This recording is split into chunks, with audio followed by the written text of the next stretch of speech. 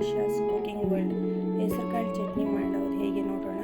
ಒಂದು ಪ್ಯಾನ್ಗೆ 1 ಕಪ್ ಹೆಸರುಕಾಳು ಹಾಕಿ ಡ್ರೈ ರೋಸ್ಟ್ ಮಾಡ್ಕೊಳ್ಳಿ. ಚೆನ್ನಾಗಿ ಫ್ರೈ ಮಾಡ್ಕೊಳ್ಳಿ. ಅದು ಕೆಂಪಗಾಗೋವರೆಗೂ ಗಮ್ ಅಂತ ಸ್ಮೆಲ್ ಬರುತ್ತೆ. ಹೆಸರುಕಾಳು ಚೆನ್ನಾಗಿ ಫ್ರೈ ಆದಮೇಲೆ ಸೈಡಿಗೆ ತೆಗೆದಿಟ್ಕೊಳ್ಳಿ. ಅದೇ ಪ್ಯಾನ್ಗೆ ಖಾರಕ್ಕೆ ಅನುಗುಣವಾಗಿ ಒಣಮೆಣಸಿನ್ಕಾಯಿನ ಸೇರಿಸ್ಕೊಳ್ಳಿ. ನಾನಿಲ್ಲಿ 5 ಮೆಣಸಿನ್ಕಾಯಿನ ಸೇರಿಸಿದ್ದೀನಿ. ಒಣಮೆಣಸಿನ್ಕಾಯಿ ನಿಮಗೆ ಎಷ್ಟು ಬೇಕೋ ಅಷ್ಟು ಸೇರಿಸ್ಕೊಳ್ಬೋದು ಕ್ವಾಂಟಿಟಿ ಮೇಲೆ. ಹಾಗೆ ಒಂದು 3 ಕಡ್ಡಿ ಕರಿಬೇವು ಹಾಕಿ ಡ್ರೈ ರೋಸ್ಟ್ ಮಾಡ್ಕೊಳ್ತಾ ಇದ್ದೀನಿ.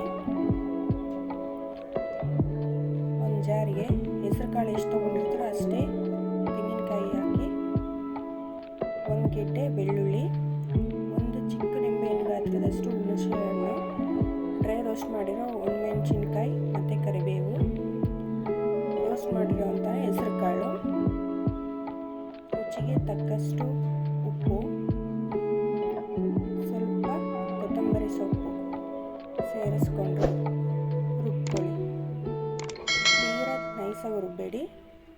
ಹೆಸರುಕಾಳು ಚಟ್ನಿ ರೆಡಿಯಾಗಿದೆ ಸವಿಯಲು. Thank you for watching.